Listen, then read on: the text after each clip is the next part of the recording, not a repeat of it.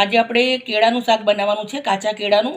બહુ સરસ મજાનું એકદમ ટામેટાનું ગ્રેવી નાખીને સરસ મજાનું શાક બનાવીશું કાચા કેળાનું.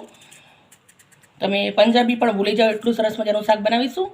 તો એના માટે મેં આવી રીતના કેળા છોલી લીધા છે, તમે જોઈ શકો છો. આ કેળા છોલી લીધા છે.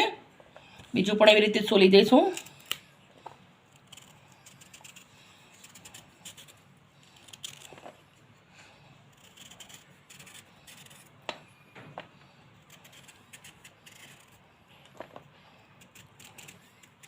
આ શાક નાના મોટા બધાને સરસ લાગશે. રોટલી પરોઠા ભાખરી જોડે બધા જોડે સરસ લાગશે. કેળા છોલાઈ ગયા છે, હવે આપણે સમારી લેશું.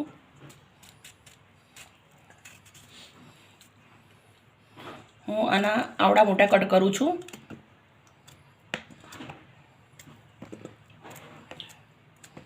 તમારા નાના કરવા હોય તો બી કરી શકો છો તમે.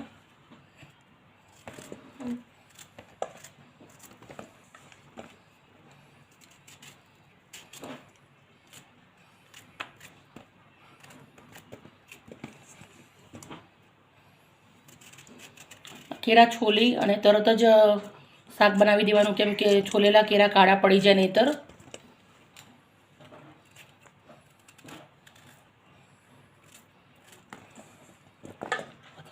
કેળા સમારીને તૈયાર કરી દીધા છે. એક મોટો નંગ ડુંગળી લીધી છે, એ બી ઝીણી સમારી લીધી છે. 2 નંગ ટામેટા લીધા છે, એને ક્રશ કરી લીધા છે. આદુ મરચાં લસણની પેસ્ટ લીધી છે. ખાંડેલું લસણ લીધું છે. સીધા મીઠું છે. ધાણા જીરું છે. મસાલો લીધો છે, ધાણા જીરું અડધી ચમચી, અડધી ચમચી કિચન કિંગ મસાલો, 1 ચમચી કાશ્મીરી મરચું અને અડધી ચમચી હળદર લીધી છે. અને લીલા ધાણા અને બીજું નાખવું હોય તમને. કેળા આપણે થોડા ફ્રાય કરી લેશું તેલના અંદર. તો મેં તેલ ગરમ મૂકી દીધું છે. તેલ આપણું ગરમ થઈ રહ્યું છે. તેલ ગરમ થાય એટલે કેળા થોડા ફ્રાય કરી લેશું. કેળા ફ્રાય કરીને સબ્જી બનાવી બહુ મસ્ત મજાની બને છે અને ચીકણા પણ નથી બનતી હોતી. નકર આમ કેળાની સબ્જી ચીકણી બની જાય, પણ થોડું ફ્રાય કરી લેશું એટલે નહીં બને. તો તેલ ગરમ થાય એટલે આપણે કેળા ફ્રાય કરી દઈશું. તેલ ગરમ થઈ ગયું છે, હવે આપણે કેળા નાખી દઈશું અંદર. થોડા ફ્રાય કરી લેશું કેળા.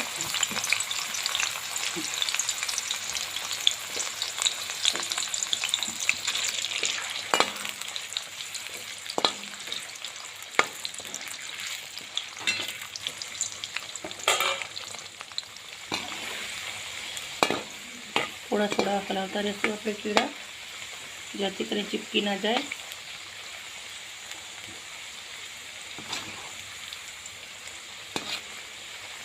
બહુ ક્રિસ્પી નથી કરવાના, પણ લારવાળા નાર એવી રીતના રાખવાના છે. ચીકણા હોય એટલે લાર બધી બળી જાય.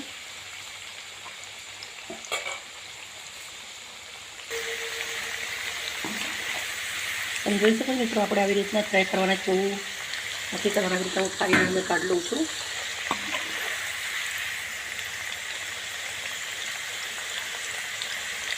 બધા જ હું એવી રીતે કાઢી દઉં. મિત્રો તમે જોઈ શકો છો, બધા જ મેં કેળા તરી સરસ મજાના કાઢી લીધા છે. ને આ વધારાનું તેલ હું કાઢી લઈશ ને પછી આમાં વઘાર કરીશું. આપણે શાક વઘારીએ એટલું તેલ રાખ્યું છે. જીરું નાખવાનું છે, રહી નથી નાખવાની. 2 ટુકડા તમાલપત્ર, 4 થી 5 લવિંગ અને તજનો ટુકડો. ડુંગળી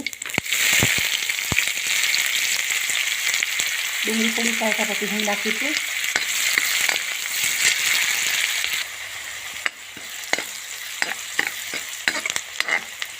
ડુંગળી થોડી ફ્રાય થવા આવી ગઈ છે, પછી નાખીશું આપણે લસણ, મરચાં, 2 મરચાં, 4 કળી લસણ અને આદું અને થોડી હળદર ખાંડેલી છે.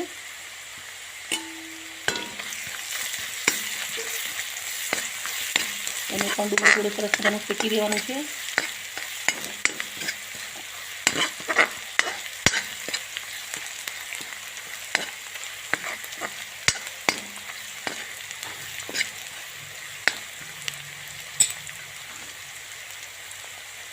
ટામેટાની ગ્રેવી નાખી દઈશું. 2 ટામેટાની ગ્રેવી બનાવીશું. મિત્રો તમે જોઈ શકો છો, મેં ટામેટાની ગ્રેવી નાખી દીધી છે. મિક્સ કરી લઈશું આપણે સરસ મજાનું.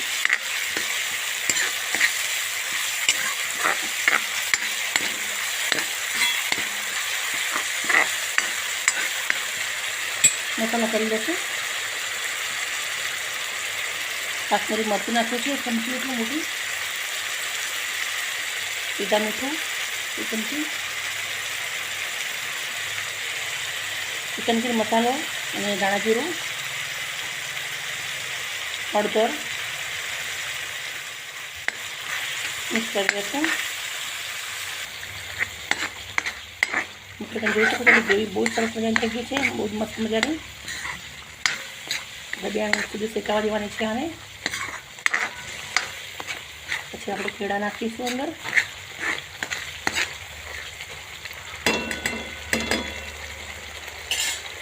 મેં આ તેલના અંદર જ બનાવ્યું છે, તમે બટરના અંદર કોઈ ઓઇલના અંદર બી બનાવી શકો છો. મસાલો મસ્ત મજાનો પાકી ગયો છે, તમે જોઈ શકો છો. હવે આપણે થોડુંક પાણી નાખવાનું છે અંદર, થોડુંક પાણી નાખીશું. મેં અડધી વાટકી એટલું જ પાણી નાખ્યું છે. હવે આપણે કેળા નાખી દઈશું અને મસ્ત મજાનું ખટખટી જવા દઈશું બધું મિક્સ.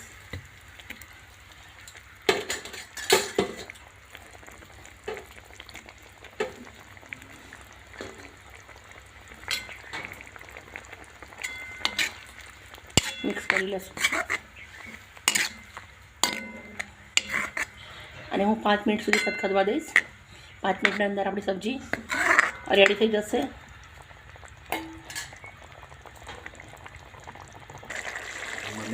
મિત્રો તમે જોઈ શકો છો મારી સબ્જી બહુ જ મસ્ત મજાની થઈ ગઈ છે.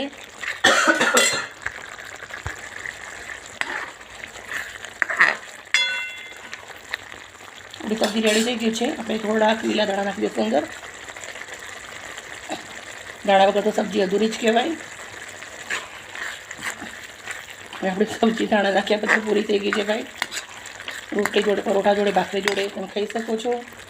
ગેસ બંધ કરી દઈશું. આપણે સર્વ કરીશું સબ્જી. મિત્રો તમે જોઈ શકો છો સબ્જી બહુ જ મસ્ત બની ગઈ છે. આપણે ગેસ ઉપરથી ઉતારી દીધી છે. બાઉલના અંદર સર્વ કરું છું.